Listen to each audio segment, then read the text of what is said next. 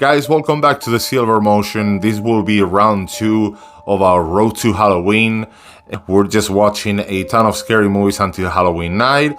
On number 1, we have The Babysitter. In this film, a young boy named Cole discovers that his babysitter, who by the way, happens to be the kind of babysitter every young boy dreams of. She's super funny, shows genuine interest in his feelings, they play cool games, reenact scenes from movies, they sing together, and she happens to be gorgeous.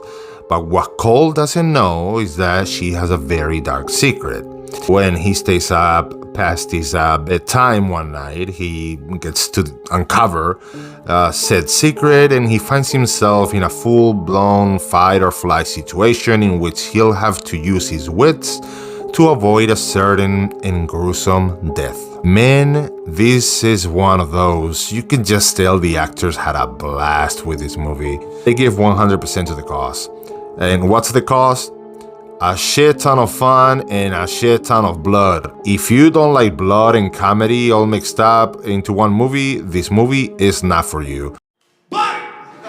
If that is something you enjoy, trust me, if you haven't watched this movie, or if you haven't watched it in a while,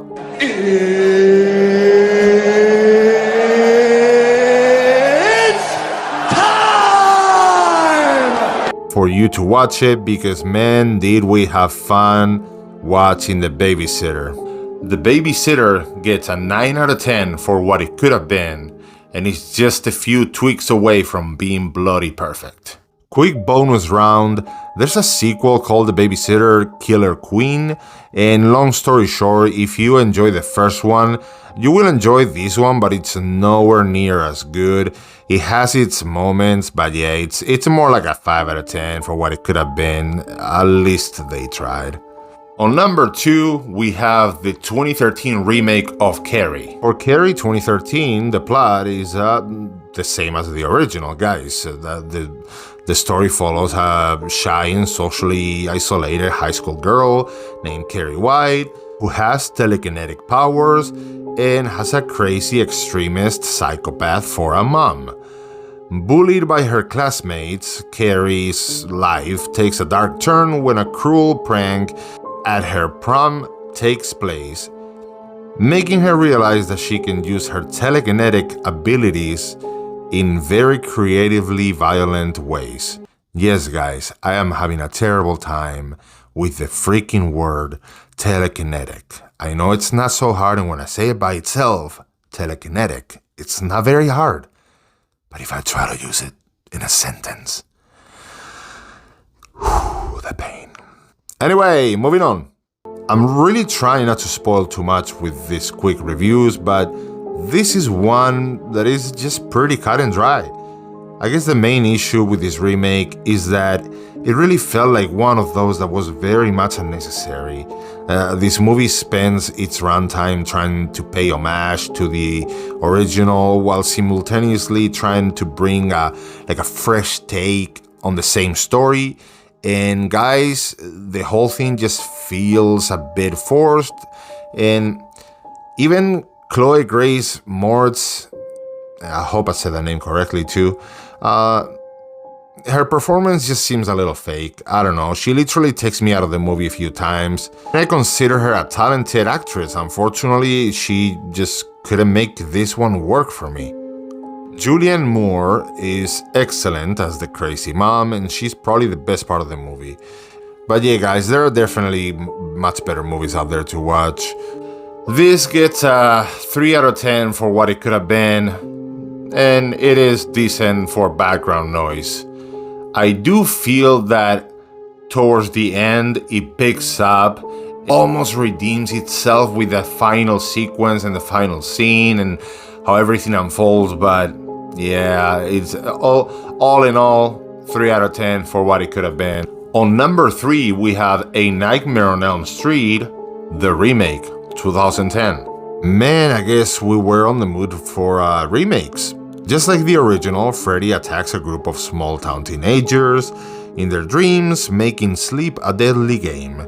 As they uncover the dark secrets of Freddy's past, they must find a way to stop him before he kills everyone. The first thing I like to say, guys, is that I feel like I like this movie more than most people. I truly don't think it's a great film or that it's nowhere near the original, but I do appreciate the effort that was put into it. There are a few casting choices that didn't help at all, and I'm not talking about Jackie Earle Haley here, who portrays Freddy in this remake. I believe that he did the best that he could with the material that he was given. I just feel like the core cast could have been much better. The atmosphere is solid though. While we're watching this movie, I told my family, guys, this has this look of like, I don't know, do you guys remember how good music videos used to look? Like back in the, late 90s, early 2000s, music videos, they look like movies, Then I looked up the director and surprise, surprise. Director Samuel Bayer is responsible or has contributed to many great music videos such as Nirvana, Teen Spirit, Green Day, Boulevard of Broken Dreams, Metallica, Until It Sleeps, which in my opinion is their best, if not one of their best looking videos. So yeah, the guy has a good eye. One of my issues has to do with the scary parts. I feel that just because you can do something doesn't mean you should do it. Sometimes, actually, a lot of times, less is more. All in all, this movie is, in my personal opinion, a solid remake, but I do understand why some people found it underwhelming when they watched it. But I'll give it a 6 out of 10 for what it could have been, and at the end of the day, it serves its purpose. On number 4, we have Leatherface, the 2017 reimagining of the Texas Chainsaw Massacre. It's kind of like it's not kind of. It is a prequel. The movie explores the origin story of Leatherface, and it follows a group of violent and troubled young patients who escape from a mental institution, taking a nurse hostage while letting us learn about how the fucked up family dynamic that created the one and only Leatherface works. I almost decided to watch something else. For some reason I didn't feel like watching this one. I thought it was pure garbage, but then as the movie progressed I was like, hey, I forgot this movie is kind of good in an extremely messed up way. Young Leatherface is kind of a sweetheart. I don't want to spoil too much here, but I mean, you kind of get to see how and why he becomes the unstoppable monster we know from the other Texas Chainsaw films. This might be a tough watch for you. Quick warning for those who don't like extremely gruesome stuff. This is definitely not one of those that have a weak stomach, just so you know. Feel like the fact that Lily Taylor and Stephen Dorff star in this movie has something to say about the quality of the script. If you are a fan of the Texas Chainsaw Massacre and want to watch a decent reimagining of the origins of Leatherface, I think you will enjoy this one. This is a prime example of something I would not watch with the Silver Motion Jr. This gets a 7 out of 10 for what it could have been, and trust me, this could have been way worse. Way worse. Leatherface is solid material. Now, number 5, we have an interesting movie, and it's called Barbarian. In Barbarian, a woman discovers that the rental home she booked is already occupied by someone else. They decide to share the place for the time being until the issue is resolved, but it won't be long before she figures out that the place being double booked is the least of her problems. The very first thing I would like to point out is how much I like Bill Skarsgård in this movie. You have to be very precise to pull off that, oh, you can trust me, I'm a good guy, or am I? For those of you who have watched it, you already know if he is or not, a good guy. But man, I just think he does such a great job keeping us guessing whether or not we can trust him or not. His delivery is perfect when it comes to that. I'd like to mention also that Georgina Campbell gives such an organic performance, man. And she always does. She's one of those actresses that literally feels like a real person and not a character. Finally, I'd like to mention that I didn't know Justin Long could play a total piece of shit so well. I was kind of shocked, because I freaking hate this guy. Oh my god. And yeah, again guys, I was pretty shocked. The guy, Justin Long kills it in this movie. Barbarian has an excellent atmosphere and overall tone, and some of the camera work and shots in this film are so freaking unsettling. Most of the movie takes place in one single location, and director Zach Kreger knows exactly how to take advantage of it. He does a lot with very little. Now, do I think this movie is perfect? No. Do I think that many people will find certain choices weird and wish the film would have taken a different direction? Sure. Am I one of those people? Well, the first time I watched it in theaters, yes. Now, after a second viewing at home, I see that their way of ending this movie is superior to any idea that I could have offered to the script. With that said, I still believe the last few minutes get kinda messy, but nothing that comes close to ruining the film. The first time I watched this movie, I thought it was a 6 out of 10, but on second viewing, I'm not afraid to say that it gets an 8 out of 10, making this a movie you won't regret watching. On number 6, we have Malignant. A lady played by Annabelle Wallis starts experiencing terrifying and violent visions of gruesome murders. As these visions become increasingly real, Madison begins to uncover a dark, disturbing connection between her past and the mysterious entity responsible for the killings. I guess I was feeling like giving second chances, so just like in the case of Barbarian, I went ahead and gave this movie a second shot to see if my opinion would change.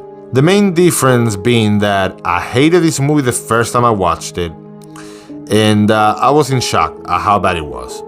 So this time around, I decided to shake it off, rub my hands, and I was just like, all right, let's go, let's do this. Malignant is filmed in such an odd way. I swear sometimes this looks like a cheap B movie, and then you get a shot or a sequence that looks amazing. By the way, keep in mind, this is a $40 million horror movie, guys. That's like $300 million in horror movie currency. But let's forget the odd look and focus on the core parts of the movie, like the dialogue and the acting. And same deal, guys. I don't know what director James Wan was aiming for here, but this is just a clusterfuck. The entire time I was watching this film, I had this sense of like, they're trying to aim for something, but they just keep missing the mark time after time. Whatever they were trying to do, it didn't translate to the big screen. Some of the horror elements are cool and there's plenty of shocking moments, but this movie is constantly walking through the threshold of this is so bad that it's good. Unfortunately for me, it doesn't even do that. My opinion from first viewing to second viewing has not changed. This movie is garbage. Basura! And it gets a 1 out of 10 for what it could have been. I totally watched this so you don't have to.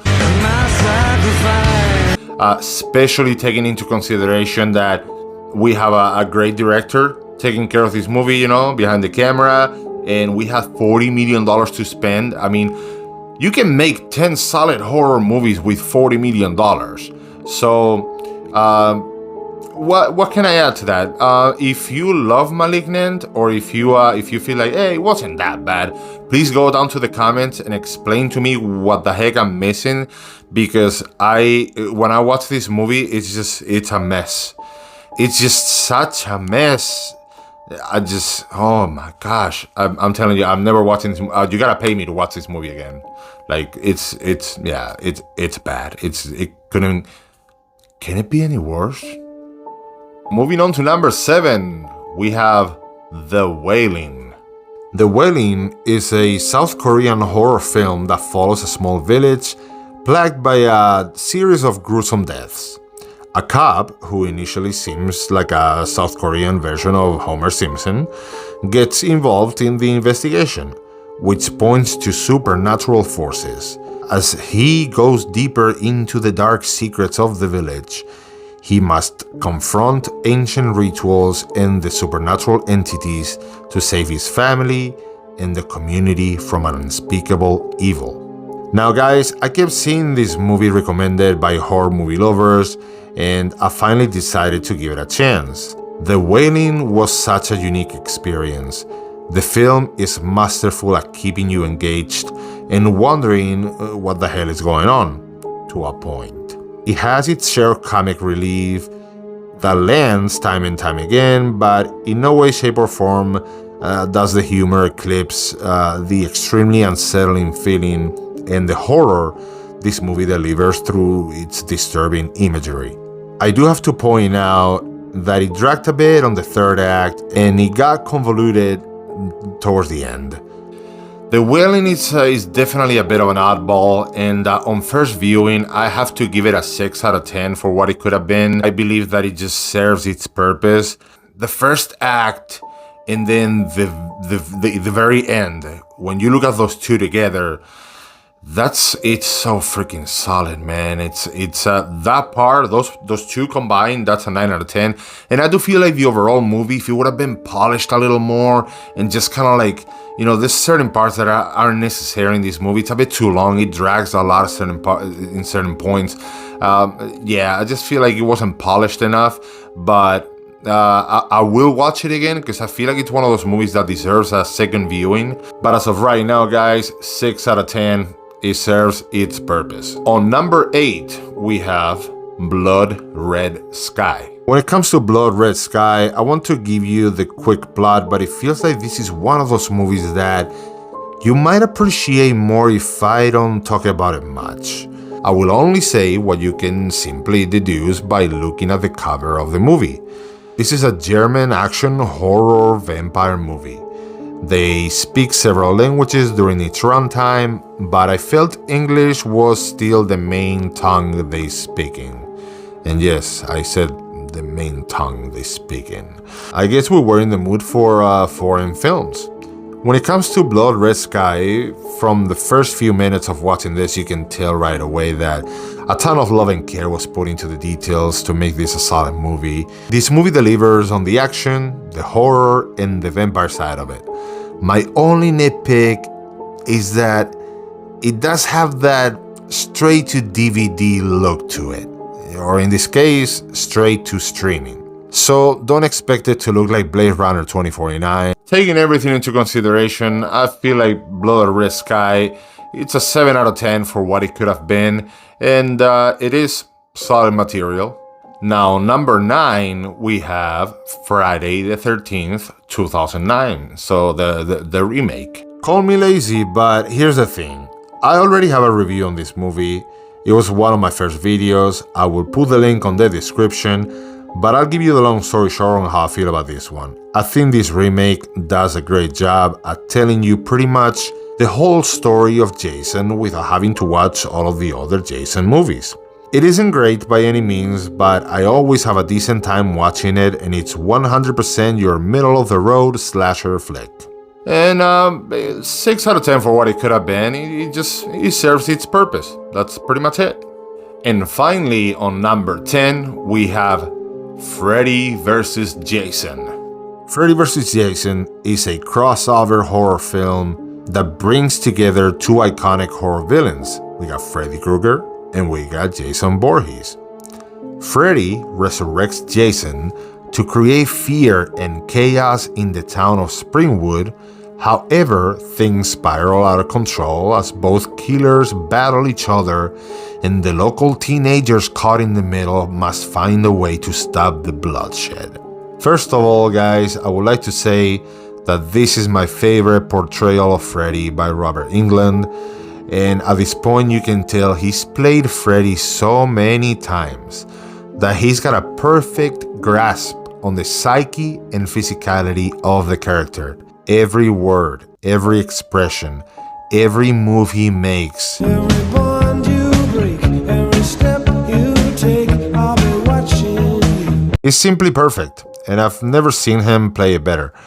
I encourage you to politely disagree in the comments. It is okay to be wrong. Just jokes, people. Comedy. We're making it. I do feel quite a bit of nostalgia for this film, and I remember going to the theater when it came out to watch it and having a blast with my friends. I'm a bit biased when it comes to the overall opinion I have of this movie. I can be objective, guys. I understand this movie isn't some Oscar-worthy piece of cinema, and at its core, it was a bit of a cash grab.